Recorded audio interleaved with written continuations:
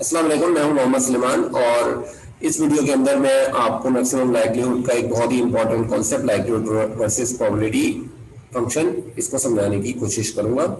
और let's start. सबसे पहली चीज तो यह है कि लाइक्लीहुड और प्रोबेबिलिटी फंक्शन जो होते हैं दोनों फंक्शन होते हैं, लेकिन दोनों की फॉर्मुलेशन डिफरेंट होती है, दोनों के फॉर्मूलाए डिफरेंट होते हैं, दोनों किस तरीके से ड्राइव होते हैं, ये सब चीज डिफरेंट होती है। लेकिन उससे भी इंपॉर्टेंट चीज है कि दोनों का जो आउटपुट होता है वो सिमिलर होता है। ठीक है, तो इससे पहले कि ये चीज समझे हम थोड़ा सा हमें बैकग्राउंड वर्क करना पड़ेगा। तो उसके लिए हम एक एग्जांपल से स्टार्ट करते हैं। वही हमारी हाउस प्राइस प्रेडिक्शन की ओल्ड एग्जांपल है। सपोज करें कि हमारे पास बहुत सारे घर हैं। एक घर है जो 120 गज का है, एक घर है जो 140 गज का है, 160 गज का है। ठीक है, और हमारे पास बहुत सारे डेटा पॉइंट हैं। ठीक है ना, 120 गज के हमारे पास 1 2 3 4 5 डेटा पॉइंट है। इसी तरीके से 140 गज के हमारे पास बहुत सारे डेटा पॉइंट है। ठीक है ना, तो अब ये इसके अंदर बहुत सारे हमारे पास डेटा पॉइंट है, 120 गज वाले भी, 140 गज वाले भी और 160 गज वाले भी। इस तरीके से और भी हो सकते हैं। तो सबसे पहली चीज तो यह है कि हम इस डेटा के ऊपर इस वाली लाइन को फिट करना चाहते हैं।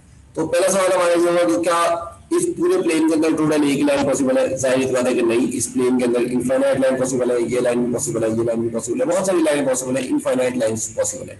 और उनमें से हम एक बेस्ट फिट लाइन करना चाहते हैं, जो हमने पिछली वाली वीडियोस के अंदर रूट मीन स्क्वायर एरर के जरिए से एरर मिनिमाइज करके बेस्ट फिट लाइन निकाली थी।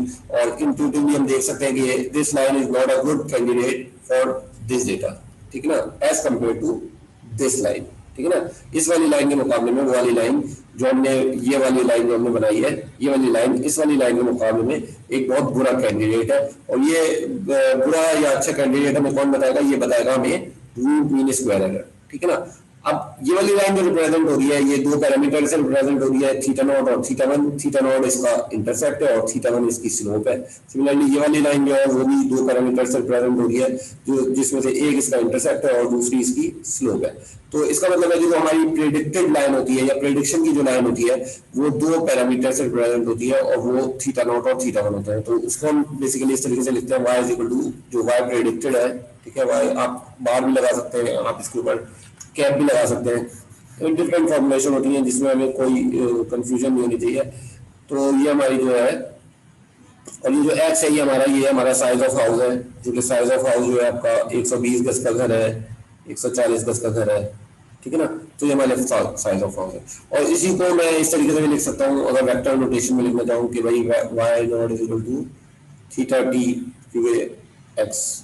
ठीक है ना, तो ये वेक्टर नोटेशन में मैंने थीटा टी और एक्स अब जो है हमारे वेक्टर्स हैं और वाई जो है एक स्केलर है। ठीक है, तो जनाब ये इस तरीके से भी लिख सकते हैं और ये मेरी प्रेडिक्टेड लाइन आ गई। अब मेरा आपसे एक सवाल होगा कि क्या अच्छा पहले तो हम देखें कि हम इन सारे पॉइंट्स के ऊपर वैसे तो जो है अपना मॉडल बनाना चाहते हैं, लेकिन फॉर द टाइम बीइंग हम इनमें से कोई एक एक्स को फिक्स कर लेते हैं। X is equal to 120 yards को हम फिक्स कर लेते हैं, या हमने x is equal to 120 yards को फिक्स कर लिया। इसका मतलब है हमने ये सारे पॉइंट जो है एक्सक्लूड कर दिए और हमने ये सारे पॉइंट भी एक्सक्लूड कर दिया। हमारे पास सिर्फ कौन से पॉइंट बचे? हमारे पास सिर्फ और सिर्फ ये वाले पॉइंट बचे। ठीक है ना, ये बात आपकी समझ में आ गई होगी। तो अब let's start with fitting on this point. Suppose करते हैं कि भाई हमारे पास, हम यहाँ पर जैसे कि हम पिछली वीडियोस के अंदर बना चुके हैं, हम यहाँ पे एक नॉर्मल डिस्ट्रीब्यूशन को फिट करने में कामयाब हो जाते हैं। ठीक है ना, तो इस सूरत में क्या होगा कि आप देखें कि हमारा जो एक्चुअल वाई है, जो हमारा प्रेडिक्टेड वाई है 120 के ऊपर, वो तो हमेशा ही आएगा। जो हमारा प्रेडिक्टेड वाई है वो तो हमेशा ही आएगा। लेकिन क्या एक्चुअल वाई भी हमेशा ही आएगा? जी नहीं जनाब, एक्चुअल वाई कभी आएगा, कभी आएगा, कभी आएगा 10 दफा ये आएगा। ठीक है, 10 दफा ये वाला होगा एक्चुअल वाई, तो 7 दफा ये वाला एक्चुअल वाई होगा, तो 3 दफा ये वाला होगा, तो 1 दफा ये वाला होगा। सिमिलरली ये वाला 5 दफा होगा, ये वाला 2 दफा होगा, समथिंग इस तरीके से। तभी हमारी गॉसियन डिस्ट्रीब्यूशन या नॉर्मल डिस्ट्रीब्यूशन इस पॉइंट पे फिट हो सकती है। अब मैं सपोज के हमारा एक्चुअल वाई जो है वो ये सारा है। ठीक है ना, तो इस सूरत में मैं ये लिख सकता हूँ कि actual y is equal to predicted y, और प्रेडिक्टेड वाई आपका क्या है? प्रेडिक्टेड वाई आपका ये वाला पॉइंट है। ठीक है, प्लस दिस डिस्ट्रीब्यूशन। ठीक है ना, और दिस डिस्ट्रीब्यूशन को मैं कहता हूँ कि नॉर्मल, और इसको पहले मैं एरर लिख देता हूँ क्योंकि ये तो एरर भी है। ठीक है ना, और फिर ये एरर जो है ये इसको मैं रिप्रेजेंट कर देता हूँ नॉर्मल डिस्ट्रीब्यूशन से। और नॉर्मल डिस्ट्रीब्यूशन के आपको पता है कि दो पैरामीटर होते हैं, एक होता है मीन और दूसरा होता है स्टैंडर्ड डेविएशन या वेरिएंस, ठीक है ना। तो ये हमने पहली फॉर्मुलेशन कर ली, ठीक है। अब मैं दूसरी स्टेप में आता हूँ, मैं कहता हूँ कि भाई what is the probability of y, ठीक है ना। प्रोबेबिलिटी ऑफ वाई के लिए अगेन वाई तो ये सारे हैं, इसका भी एक वाई है, इसका भी एक वाई है, इसका भी एक वाई है, इसका भी एक वाई, हर पॉइंट का एक वाई है, लेकिन मैं ये सारे पॉइंट के वाई नहीं लेना चाहता, मैं अगेन फिक्स करना चाहता हूँ एक्स को, ठीक है ना। x इज इक्वल टू 120 के लिए मैं प्रोबेबिलिटी ऑफ y निकालना चाहता हूँ, x इज इक्वल टू 120 के लिए मैं प्रोबेबिलिटी ऑफ y निकालना चाहता हूँ। तो अगेन यहाँ में जो प्रोबेबिलिटी डिस्ट्रीब्यूशन मैंने फिट किया है वो है नॉर्मल डिस्ट्रीब्यूशन, तो मैं आराम से लिख सकता हूँ कि probability of y given x is equal to normal distribution, और वो नॉर्मल डिस्ट्रीब्यूशन एग्जैक्टली यही एरर की डिस्ट्रीब्यूशन होगी। तो इससे हमें पता चला कि the conditional probability of y given x is equal to the error distribution. So this is the most important result जो कि बहुत सारे लोगों की, बहुत सारे स्टूडेंट्स की समझ में नहीं आता है, वो हमने बड़े आसान लफ्जों में उसको प्रेजेंट करने की कोशिश की है। इसके बाद मजीद हम इसके अंदर एक स्टेप और आगे जाते हैं, और वो एक स्टेप और आगे वो ये है कि भाई देखें, यहाँ पे हम ये बात पहले समझा चुके हैं कि इस प्लेन के अंदर इनफाइनाइट लाइंस हैं, इसका मतलब है कि इस प्लेन के अंदर इनफाइनाइट थीटा मौजूद है, लेकिन उन इनफाइनाइट थीटा में से हमने एक तक थीटा को फिक्स कर लिया जो कि इस लाइन का थीटा है। तो ये probability of y given x ही नहीं है, बल्कि probability of y given x comma theta है, जो कि नॉर्मल डिस्ट्रीब्यूशन के बराबर है। तो अब उम्मीद करता हूँ कि आपको प्रोबेबिलिटी फंक्शन बिल्कुल ठीक से समझ में आ गया होगा, और अब हम इसके बाद अगले स्टेप के ऊपर चलते हैं, और वो चीज है लाइक्लीहुड फंक्शन, ठीक है ना। अब देखें, प्रोबेबिलिटी फंक्शन तो हमारा बिल्कुल आसान सी चीज है आपकी, यानी कि हमने बिल्कुल आसानी से फॉर्मुलेट कर दिया। एक प्रोबेबिलिटी फंक्शन जो है वो जो हमने इस एक 120 यार्ड के ऊपर हमने प्रोबेबिलिटी फंक्शन को फिक्स किया वो इस लाइन के लिए था, ठीक है ना। सिमिलरली ये जो हम 140 के ऊपर प्रोबेबिलिटी फंक्शन फिट कर रहे हैं वो भी इसी लाइन के ऊपर है। तो आप देखेंगे 120 के लिए जो थीटा की वैल्यू थी वही 140 के लिए भी थीटा की वैल्यू होगी, ठीक है ना। इसी तरीके से 160 के लिए भी थीटा की वैल्यू वही है, और 180 के लिए भी थीटा की वैल्यू, तो इस पूरे डेटा सेट के लिए थीटा की वैल्यू सेम है, ठीक है। अच्छा, अब अगर आप देखें तो अगर मैं ये वाली लाइन चूज कर लेता हूं तो अब मेरी थीटा की वैल्यू बदल गई है। तो एक लाइन अगर मैंने थीटा को फिक्स कर दिया है तो ये प्रोबेबिलिटी फंक्शन जो है ये मुझे सिर्फ और सिर्फ एक थीटा के बारे में इंफॉर्मेशन दे रहा है, ये प्रोबेबिलिटी फंक्शन मुझे सारे थीटा के बारे में इंफॉर्मेशन नहीं दे रहा। अब आप रिफॉर्मुलेट करें अपने प्रॉब्लम को कि हम बेसिकली करना क्या चाहते थे। हमें गिवन क्या होता था, हमें गिवन जो होता था वो एक, क्या हमें लाइन पहले से गिवन होती थी? नहीं, हमें हमेशा पॉइंट गिवन होते हैं, ठीक है। पॉइंट यहां पे भी हो सकते हैं, पॉइंट ऐसे भी करके हो सकते हैं,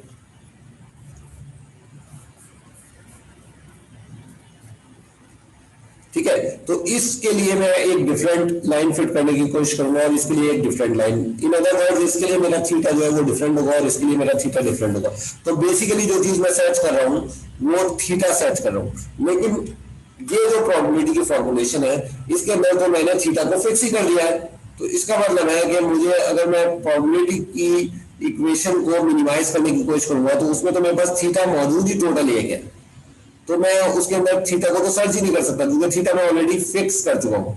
तो इसलिए बजाय प्रोबेबिलिटी की टर्म में हम सर्चिंग करने के हम एक दूसरी चीज बनाते हैं जो कि जिसका नाम है लाइक्लीहुड फंक्शन, और वो लाइक्लीहुड फंक्शन हम ऑलरेडी जो है पिछली स्लाइड के अंदर बना चुके हैं, और उसके अंदर हमारा क्या होता है कि हमारा थीटा जो होता है वो वेरी कर रहा होता है। लाइक्लीहुड फंक्शन के अंदर हमारा जो थीटा है वो वेरी कर रहा होता है, थीटा। और क्योंकि लाइक्लीहुड फंक्शन जो है वो प्रोबेबिलिटी फंक्शन नहीं है तो हम ये नहीं देख सकते कि थीटा गिवन y, x या थीटा गिवन डेटा, हम इस तरीके से करके नहीं लिख सकते, बल्कि हम लिखते हैं थीटा जो है लाइक्लीहुड फंक्शन का जो मेन पैरामीटर है वो थीटा है, और हमें जाहिर सी बात है डेटा या y और x तो हमें मिलेगा ही, लेकिन जो थीटा है वो एक्चुअली इसका पैरामीटर है, ठीक है ना। तो हम वंस लाइक्लीहुड को जो है फॉर्मुलेट करते हैं तो for a given data, for a given theta, अब ये जो लाइक्लीहुड फंक्शन है ये जो ड्रॉ होगा इसके एक्स एक्सिस के ऊपर आपके पास थीटा होगा, ठीक है ना, as compare to this function की। यहाँ पर आप देखें कि यहाँ पर आपके जो एक्स एक्सिस था उसके ऊपर y था। अगर इसको मैं इस नॉर्मल डिस्ट्रीब्यूशन को मैं इस तरीके से सीधा कर दूं तो इसके एक्स एक्सिस के ऊपर वाई था और वाई की प्रोबेबिलिटी हम यहाँ पर, और वाई एक्सिस के ऊपर इसकी, यहाँ पर इसकी प्रोबेबिलिटी, वाई की प्रोबेबिलिटी निकल रही है, ठीक है ना, यहाँ पर इसकी प्रोबेबिलिटी निकल रही है।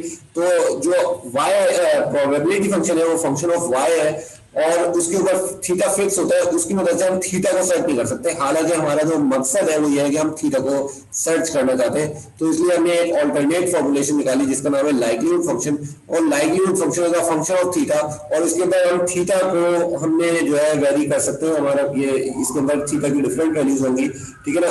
और जो हमारे पास वाई एक्सिस में होगा वो इस थीटा की जो है लाइक्लीहुड होगा, या थीटा के या इस थीटा के ऊपर ये डेटा कितना प्रोबेबल है ये चीज लिखी होगी। ये डेटा कितना प्रोबेबल है, ऐसे मतलब मैं आपको समझाता हूँ। तीसरी स्लाइड में लेट सपोज, जो हमने पिछली स्लाइड के अंदर भी समझा था, तो सपोज करें कि अगर मेरे पास ये डेटा है, ठीक है ना जनाब, और इस डेटा को मैं, इसके लिए मैं 3 लाइन बनाता हूँ, एक ये लाइन बनाई मैंने, एक ये लाइन बनाई मैंने, और एक ये लाइन बनाई मैंने, सॉरी 4 लाइन बनाई।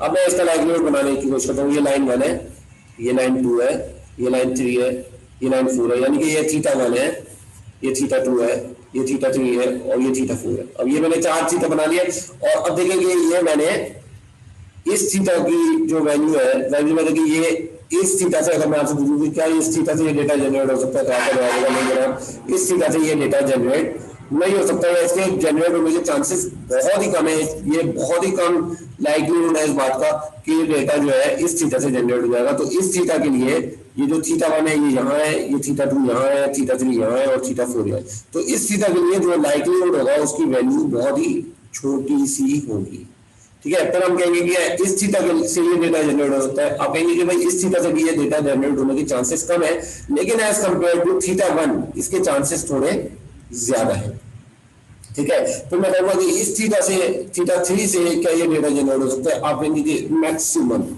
ठीक है। और फाइनली मैं कहूंगा भाई क्या थीटा 4 से जनरेट हो सकता है, तो आप कहेंगे नहीं, इसके भी चांसेस बहुत ही कम है।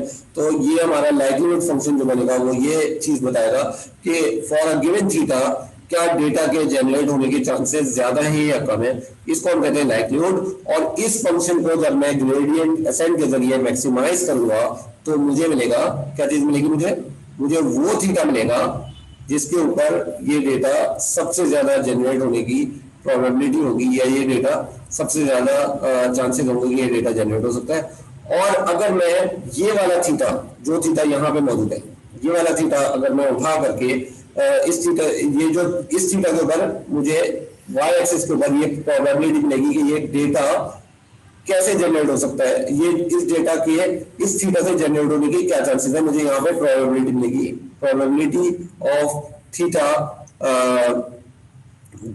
कॉमा वाई कॉमा एक्स, ठीक है ना। तो जिसको मैं लाइक्लीहुड कर रहा हूँ बेसिकली, ठीक है ना। और इस थीटा को अगर मैं, जो मैक्सिमम थीटा है जिसके ऊपर मैक्सिमम मेरी प्रोबेबिलिटी आ रही है या मैक्सिमम लाइक्लीहुड आ रहा है मेरा, अगर मैं इस थीटा को उठा करके और यहाँ पर इस जगह पर रख दूंगा, तो जो आउटपुट आएगा probability of y given x theta का जो आउटपुट आएगा फॉर दिस गिवन थीटा, वही एग्जैक्टली मेरे पास इस likelihood of theta comma y comma x से आएगा, ठीक है ना। तो उम्मीद करता हूं कि अब आपको समझ में आ गई होगी ये बात कि फॉर अ कांस्टेंट थीटा जो आपका आउटपुट होता है प्रोबेबिलिटी का, फॉर अ कांस्टेंट थीटा जो आपका आउटपुट होगा प्रोबेबिलिटी का, वो एग्जैक्टली वही आउटपुट होगा जो लाइक्लीहुड से निकल करके आएगा। लेकिन प्रोबेबिलिटी फंक्शन जो है वो फिक्स फंक्शन है, वो आपको जो है उसके अंदर थीटा जो होता है वो फिक्स होता है, और आप उसके अंदर उसकी मदद से थीटा को सॉल्व नहीं कर सकते। तो इसलिए हम लाइक्लीहुड की फॉर्मुलेशन के अंदर बात करते हैं और लाइक्लीहुड को हम ग्रेडियंट असाइन के जरिए से मिनिमाइज कर सकते हैं। तो बेसिकली ये डिफरेंस है और ये दोनों के अंदर जो है सिमिलैरिटी है। उम्मीद करता हूँ कि आपके समझ में आ गई होगी ये चीज, ठीक है ना। और इसकी मजीद डिटेल अगर हमें कभी जरूरत पड़े तो हम इंशाल्लाह इसको समझाएंगे। Let's tune for the next video. Thank you very much. अल्लाह हाफिज़।